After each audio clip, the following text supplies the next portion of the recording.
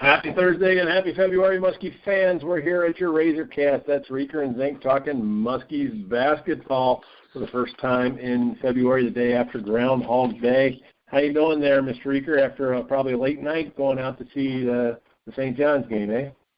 Yep, feeling good. Was a big victory and wasn't decided until that final horn when that attempted three-point shot by Kadeem Carrington rimmed out. And the Musketeers held on to a 72-70 win over the Seton Hall Pirates. That's right. A critical win. Critical win is what we're going to talk about as we work through some things.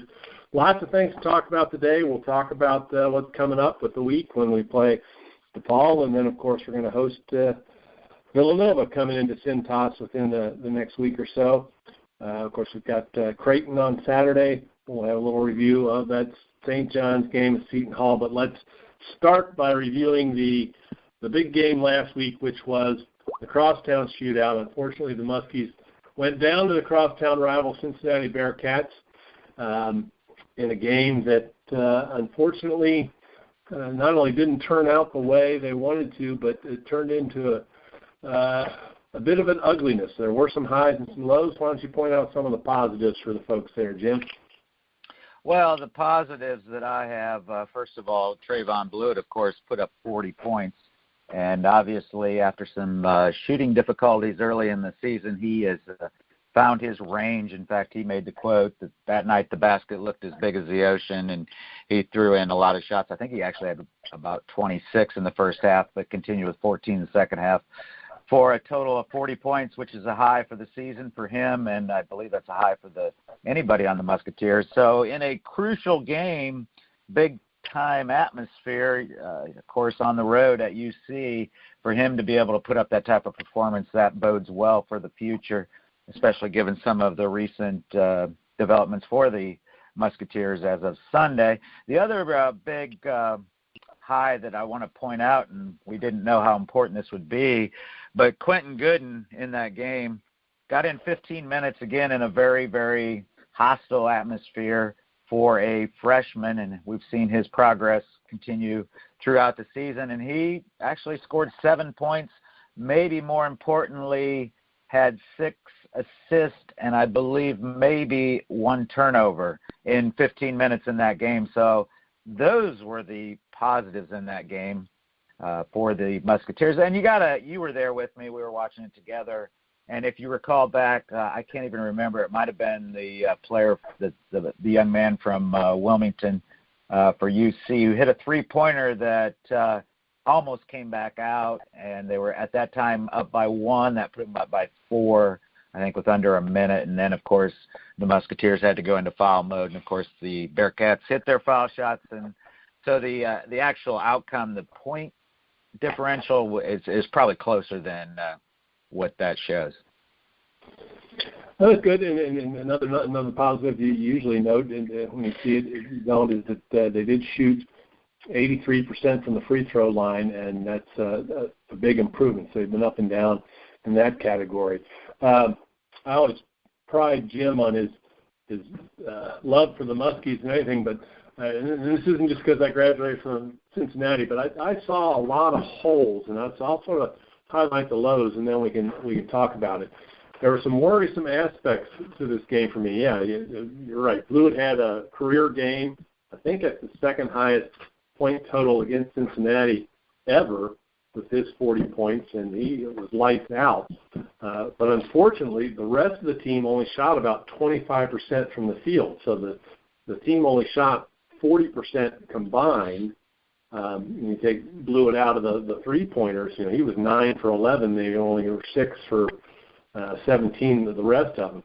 Another scary factor was a team that prides itself on controlling the paint was out-painted by the Bearcats. They got out-rebounded. They got out-blocked.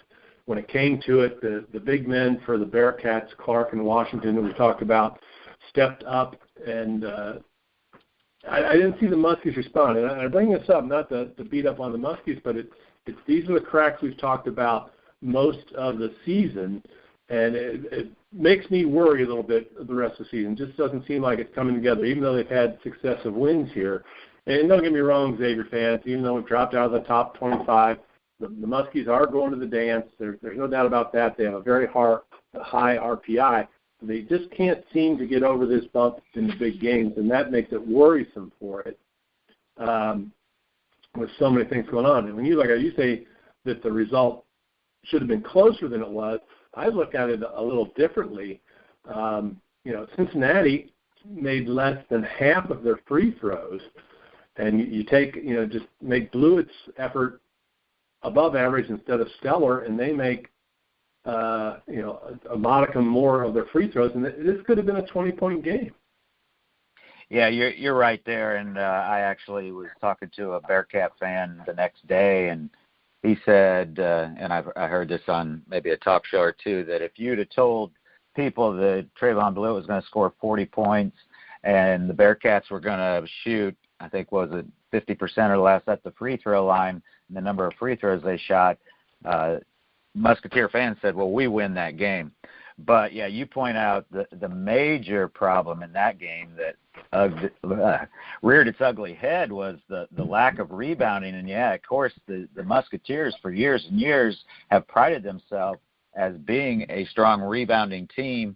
And, of course, that gives you so many extra opportunities to score, and that's kind of where they a lot of times beat people. And give credit to the Bearcats. I think Kyle Washington and Gary Clark, they're two big men under. They just pushed the Musketeers around, and especially Rasheed Gaston, who's been inconsistent, but we thought was starting to gain his ground as a great rebounder. Him and O'Mara both really what I call number 1 and 2 underneath for the Musketeers. Just got pushed around and didn't get position and got out rebounded. In fact, if you recall, when we're watching the game there at the end, I'm asking, why is Tyreek Jones, the freshman, in the game? Well, a quick review would show that he was the only one even doing a halfway decent job. And that was another positive maybe for the Musketeers, that he did, another freshman, did have a decent game in that environment against the rival in that high-energy charged game. So, yeah, I agree with you. That was bad.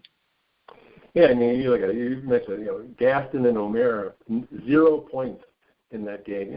Blewett had half their points, and they just can't count on that. Now, again, they did bounce back this past week with wins against St. John's and, of course, the tight one against Seton Hall.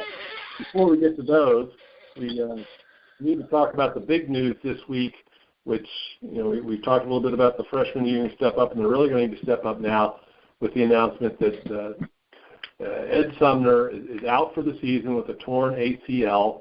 So first, let's just talk about what that loss means to the Muskies. Well, it means a loss of 15 points, 5 assists, and 4.3 rebounds a game on the stat sheet.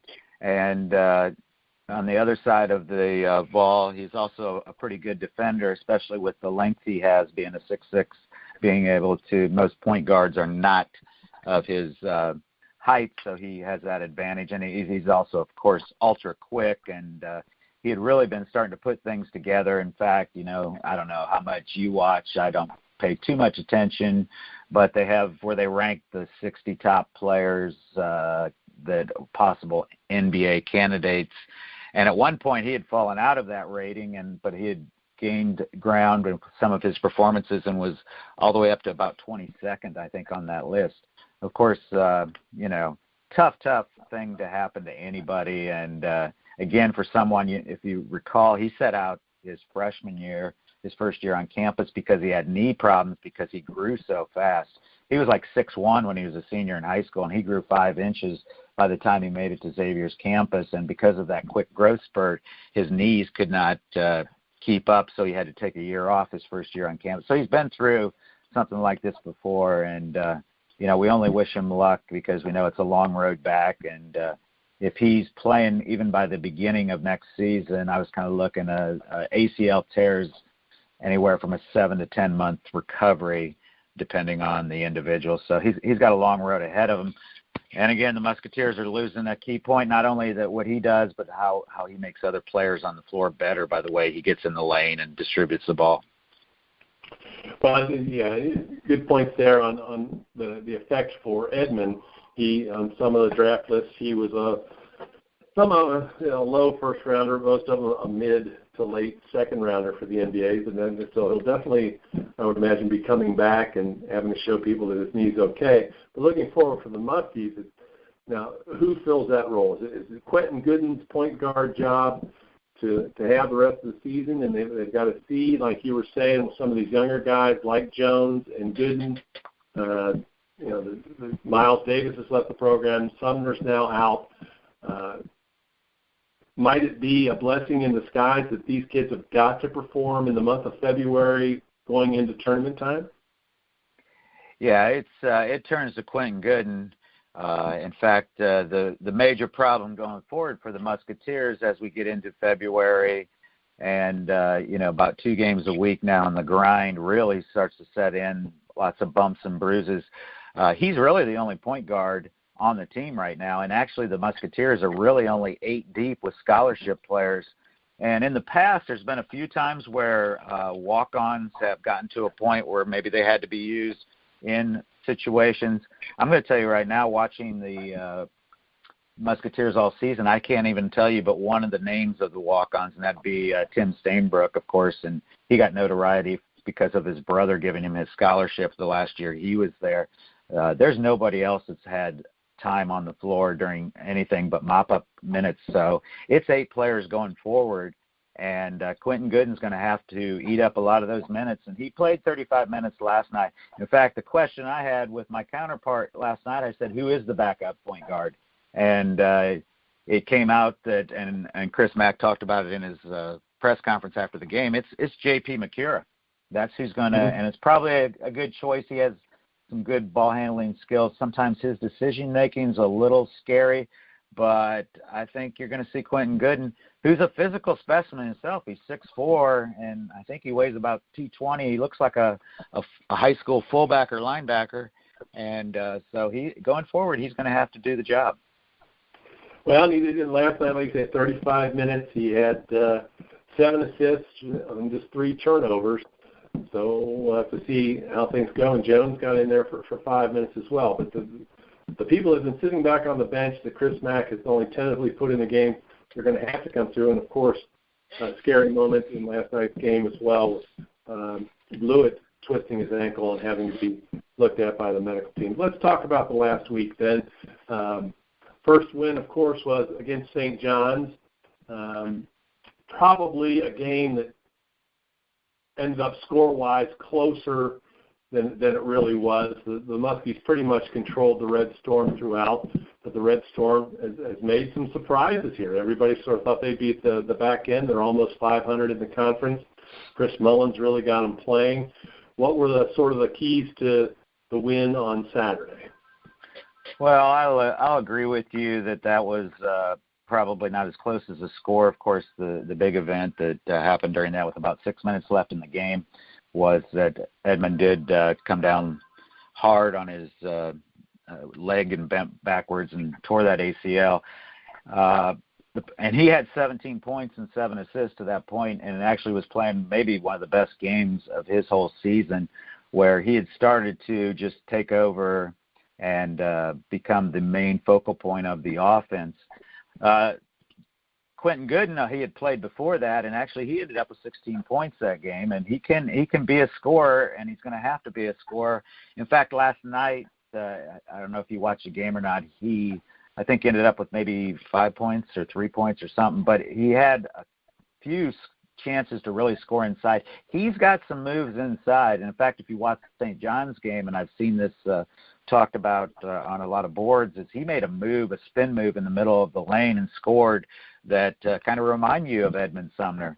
So, that game was and look how important that game is. Marquette goes into St. John's last night, and they got beat bad. And we know, of course, Marquette just defeated Villanova at home a little less than a week or more than a week ago. That's the nature of the Big East. You never know. Like they said, so far, to me, Marquette and St. John's have been the most pleasant surprises in it. But you also got Georgetown, depending on whether they're up and down, they're popping games in and out. And if we talk about the Big East, and that'll lead us into a little later in the big game last night. But what did you see last night against Seton Hall that you liked? Well, here's the thing, and I just looked at this as of this morning, I don't know what it was going into the game. Seton Hall was ranked number 8 in the country in rebounding, and in fact, they have Angel Delgado, who was, or still is this morning, ranked the number 1 rebounder in the country. And he was averaging, I think he's averaging about 13, 14 rebounds a game, but actually in the last 2 games coming into Cintas, he had put up 20 rebounds per game. Well, he got his 13 points and he got his 13 rebounds, but he didn't go off on the Musketeers. And actually the Musketeers as a team out-rebounded Seton Hall 45-26, a 19 rebound advantage, and was definitely a big key to that win. So again, we talked about it went away during the UC game. It wasn't there. They got out-rebounded. But in both the St. John's game and the Seton Hall game, they came back and had a huge rebounding margin, and that's something they're going to have going down the road into the rest of the Big East. Mm-hmm. Yeah, and the same thing. The shooting just still not there. The free throws were down a little bit, down to the 2/3 mark, but still hitting a healthy clip from 3-point land.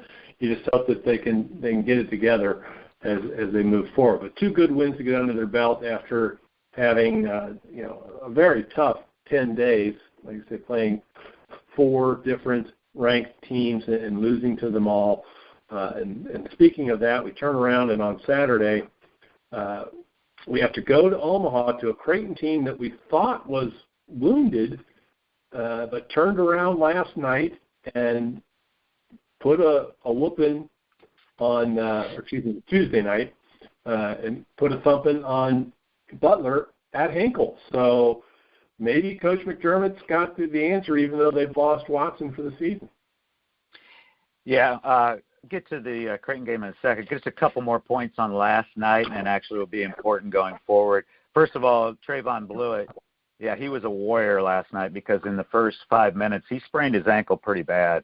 And he played through it and, of course, ended up with 24 points and 7 rebounds and, of course, hit the winning shot for the Musketeers with about 4 seconds left when he drove the lane and put up a little floater in that was the margin. A couple other big performances that's going to be important going forward against a team like Creighton. Kaiser Gates, 13 points and 9 rebounds. And, of course, he wasn't playing early on because of his knee difficulties. It looks like maybe he's starting to really come into his own and what they expected out of him before this season began and before he had that minor knee surgery early in the year. So that's an important thing. And Sean O'Mara, again, we've talked about the score. The rebounding has been pretty strong all season except for that UC game. But the problem is the big men have had trouble finishing. And Sean O'Mara gave him a great performance last night. He had 5 rebounds, but more importantly, he had 11 points, and he finished around the basket better than any big man has probably in the last 2 weeks for the Musketeers. He's 6'10", and a couple times he just turned around and went up and dunked it strong. So those are some important things. Yeah, Creighton, what are we going to call it? We're going to call it the matchup of the banged-up teams because, it's kind of fair. Both teams have lost their leader at the point guard position, and there might be an advantage for the Musketeers here because, again, Quentin Gooden, I think his upside, he's going to just get better every game he's out there. I think he now feels more comfortable with the speed of the college game, and I think we're going to see him improve game by game. Whereas Creighton, and they lost their first 2 games after they had lost Maurice Watson, with Coach McDermott trying different things, they actually have settled on a walk-on to be their point guard who has replaced Maurice Watson, and that by a young man by the name of Tyler Clement. And he doesn't score a lot, but against Butler and DePaul the last 2 games, he's had 6 and 5 assists, which is a good average for a point guard. So it's going to be a tough game for the Musketeers. I noticed in your notes, is this a must-win? No, I don't think this is a must-win. Again, Creighton's going to be tough. It's a tough place to play, the CenturyLink Center in Omaha, Nebraska. But I think the Musketeers are going to take it game by game, and there's some people out there that, of course, disagree with what Coach Mack does. I have a problem with that, and he even explained the problem he had going into last night. Not only did he have to work on the changes they had to make on the offense with the loss of Sumner and getting Quinn Gooden into the role and the different plays, he said a lot of our offense surrounded Edmund Sumner. 40% of it was to set him up to do things where he could score. Now that's gone, and they had to change things and maybe add some things for Blewett and McCura, their other two offensive threats. Along with that, they had to prepare for the top rebounding, one of the top rebounding teams in the country, and the top rebounder in the country. And they actually I saw something, if you watch the game, they played a 2-3 zone, which they had never played. I don't know, they did play a 2-3 zone. Of course, a couple of years ago, they went to the 1-3-1 to keep guys out of foul trouble when the roster had gotten kind of thin. But they went to the 2-3 to clog up the middle to try to keep Delgado in check, and they did that. But that was something they had to install and work on while working on trying to go forward without Edmund Sumner. So I just got to give Chris Mack a lot of accolades, and I think who knows what he'll do. The Creighton is a big three-point shooting team. Marcus Foster, the transfer from Kansas State, putting up 18 points, but the guy that I really see that could cause them problems is Justin Patton, the phenomenal freshman, 7-foot freshman who's very athletic, who's been scoring at a 14-point clip and rebounding about 6.5 rebounds a game. And he's actually the number 4 field goal percentage man in the country. His field goal percentage is about 71%. So when he's taking shots, there's a good chance it's going down. So it's a big challenge, this Creighton game on Saturday. Is it a must-win? No, it's not a must-win. But it would be nice. I think it would be a great boost forward if the Musketeers could find a way to win on the road against the Blue Jays. Well, you're right. Technically, none of them are a must-win until you get to the NCAA tournament, because then it's win or go home. But I'm looking at it from this aspect. Some other things. We thought Creighton was wounded. They barely beat us here at home. That's when Watson went down, and we thought we might be able to go in there and sneak one past them. But they've made the adjustment. As you pointed out several times, Hinkle's one of the toughest places in the country to go and win against a tough Butler team, and they made it look easy the other night. The other reason is this. One of the other reasons is Xavier right now is a half a game behind Creighton, and if they lose this game, the chances of winning the Big East pretty much go away, whereas if they can get by Creighton and then pull the upset against Villanova, they still have a chance to get to the Big East, and we know what that does when it comes to getting around for the tournament or for seedings. The other side of that is if they would happen to lose it, Xavier still has this growing Marquette team twice. They still have to play Butler. They still have to play Nova, and then go to the Big East tournament. Could they be going into the NCAA tournament with 11 or 12 losses? And that will really change the seeding. Right now, most boards have got them at a 7 or an 8 seed, and you really don't want to drop any lower than that. So that's the reason for the sort of a must-win, important win, I guess, would be a better verbiage. Yeah, here's the way I look at it. You know me, Mr. Positive, and I know there's fans out there that as soon as Edmund Sumner, it was reported that his ACL was torn and he was out for the season, say, well, this season's over. But here's what you got to look at. They're 16-6. They're 6-3 in the Big East, and they control their own destiny. Not to say it's going to happen, but if they win out, they're going to win the Big East, or at least tie with Villanova, because they have one game with them, which would put them both at 3 losses.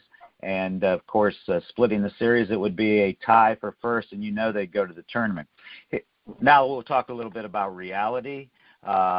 What I think you're going to have to see, and what I kind of watched this in the past few years, is the NCAA, the Big East is, I think, in most people's rankings, is the second or third in power rankings of conferences in the country.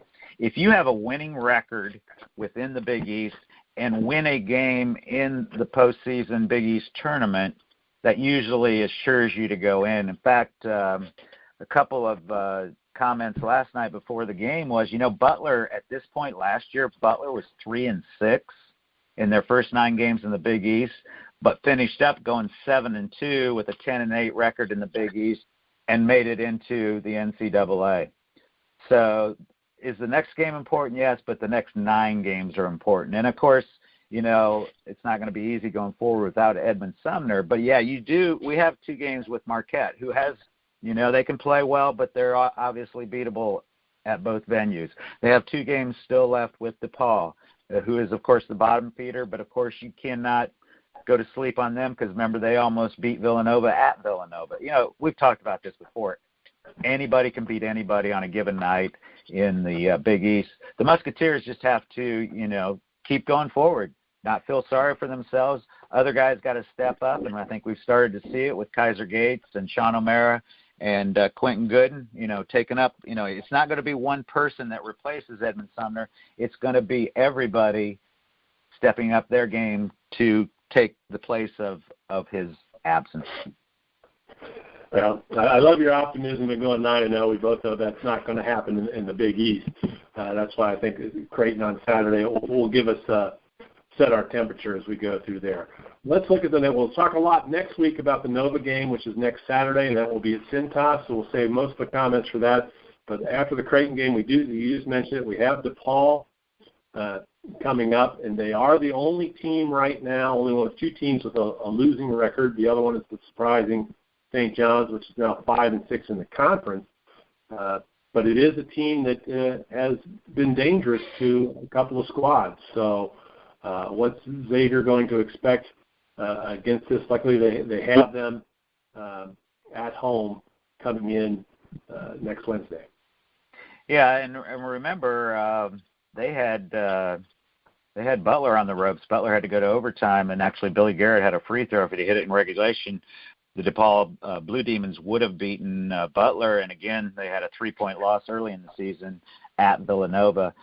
The 2 players you got to watch for, and both of them are perimeter players, is Billy Garrett. He's the senior. He's averaging 15.6 points a game. And the surprising sophomore who's really come on, Eli Kane, who, again, is another perimeter player, and he's actually leading the Blue Demons right now with a 16.8 points per game. The advantage that the Musketeers have over the DePaul Blue Demons is the underneath game, and, of course, that's been inconsistent, but usually against an opponent like this, the Musketeers have been able to take advantage of that, and I'm sure that'll be the focus of that game. And, again, it's just one of those games you just can't take for granted. You can't, you know, you're at home, the number 10 team in the league, but they're dangerous because those 2 perimeter players get hot and shoot the threes, and, you know, that's the big game changer these days in the NCAA is that 3 has changed the game so much because it gives a team who maybe doesn't have the underneath presence, if they can get some guys hot, it could change the score drastically in a couple possessions. Yeah, it's a team that you've said before that they think the Big East would really like to follow. They'd love to have that presence in Chicago, one of the biggest media markets in the Big East. Of course, you know, Ray Meyer's not walking back through that door. He's been gone from DePaul over 30 years. The guy that consistently took him to the NCAA. His son Joey took over for a long time, but he was eventually replaced. And they have the retread coach now, and David Leitao. You just want them to get back. You don't want them to get back next Wednesday against the Muskies, though. So hopefully they'll do better, and we can move on from there. Anything else you want to add before we go on to our conclusion with our trivia and tidbits?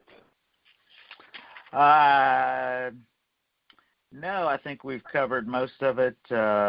Again, I just, you know, look where we are today. That's all we can do. 16-6, 6-3, winning, and we're right at the midpoint. You know, there's we've talked about the Big East is a true conference because everybody plays everybody home and away, and we're right at the midpoint. You know, we're 6-3 through the first half, and if we can go 6-3 through the second half, that's a 12-6 record in the Big East, and that definitely I think would get us into the big show, even if we did stumble in the first round of the tournament. And the advantage is, you know, remember the big 3 we talked about early on, Villanova, Creighton, and Butler, the 3 that we knew we were probably competing at the top of the conference. Well, this time around we got 2 of them at home. And, again, of course, the Creighton game this Saturday is the one on the road against the big 3. So it actually I think it plays out well for the Musketeers. And, again, if you're a Musketeer fan, you just and again, remember what Chris Mack said at the beginning of the Big East season. He says this is like a roller coaster. There's going to be highs and there's going to be lows. And, of course, the loss of Edmund Sumner hopefully will be the biggest low that they have to experience. But hopefully there are higher highs left, maybe on February 11th, I believe, when the Villanova Wildcats come to town. Yeah, again, we're not talking about unless something totally implodes. The Muskies are going to the dance. They're the 25th in the BPI. They're 22nd in strength of schedule. They're 16th in the RPI ranking. So they're going to be one of the top 64, and nothing's going to really change there. It's just a matter of right now. I think it's fighting for that ranking, and that can be so important to who you play in those first couple of rounds that makes a difference. And that big difference. Talk about it. I'm sure you noticed last night's throwback jerseys. I'm sure you got the press release as to why the Muskies were wearing their throwback jerseys last night. Yeah, you're going to lead me right into my trivia. Yeah. All right. Yeah, it was a 30-year anniversary of the first NCAA win in Xavier basketball history. And do you know the other? I don't know if they mentioned this on TV or you saw a press release. The other special thing they did last night in conjunction with the celebration of the 30th anniversary of that first NCAA win. You know what else was going on there last night? They gave out the Byron Larkin bobbleheads. They did. And you're early enough to get yours. Only the first 3,000 got them. I did get mine, and it was a sight to behold because we got there probably about 8 o'clock, a little around an hour before tip-off. Weren't sure that would get us in the money with the first 3,000, but it did. And then a great sight. And what an icon to be at the top of your program. When you think about the best player in Xavier history, of course, David West comes to mind. But you have to go back to Byron Larkin, who, of course, is the leading all-time scorer in Musketeer history. But, again, for probably 45 minutes to close to an hour, Byron Larkin stood at courtside autographing those bobbleheads for any fan who wanted to stand in line. In fact, the line at one point got so long, it ran all the way up out onto the concourse of the Cintas Center. What a class act, who, of course, is on the radio for the Musketeers. You couldn't ask for a better icon, him and David West both, to represent your program in the country. Yeah, you're right there, the famous Running Man logo, the Musketeer dribbling the ball from those uniforms. So if that led you right into your trivia, have at it. What have you got for me? Well, I got to explain the rules again because, I changed things up. So I'm going to have a series of questions, some of them easier than others. Do you want to hand something, you lock me in a safe and drop me in the river first, or is it just going to be snake of questions? I have that question at the end. I think I have one question, but that's the way it's got to be. And what I'm going to do then is, a series of questions here about that first win. And at the end, I'll give you a grade, anywhere from A to F. But, you got to have that really, really tough question to to separate the A's from the B's or the A minuses from the B pluses. So I do have that. So I'll start with, it'll be a little rapid fire again. Most of them, some of them I think will be easy. I'll keep track here, a count, and then I'll give you your grade at the end of the day.